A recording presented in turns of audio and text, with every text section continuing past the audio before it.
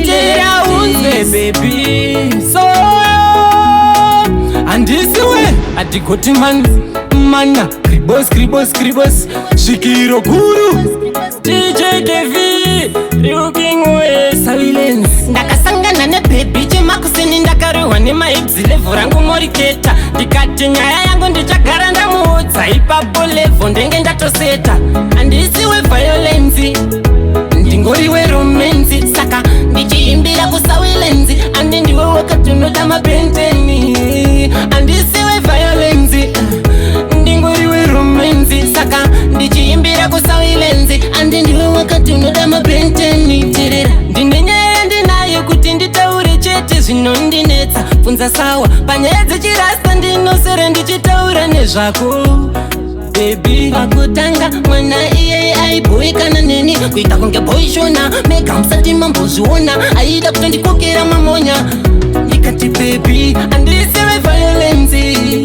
ndingoriwe romance saka ndichiimbira kusawilenzi andi ndiwe wakati unoda mapenteni andisiwe violence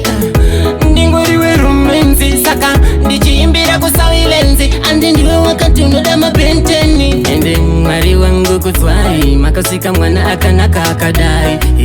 inendayevedzwa pandinomuona ndoremerwa asi ndakasangana nebaby chemakuseni ndakarohwa nemaibzi level rangu moriketa ndikati nyaya yangu ndichagara ndamuudza ipapo level ndenge ndatoseta andisiwe violence ndingoriwe romance saka ndichiimbira kusawilenzi andi ndiwe wakati unoda mapenteni andisiwe violence ndingoriwe romance saka ndichiimbira kusawilenzi andi ndiwe wakati unoda mapenteni tirira ndine nyaya ndinayo kuti nditaure chete zvinondinetsa pfunza sawa panyaya dzechirasta ndinosere ndichitaura nezvako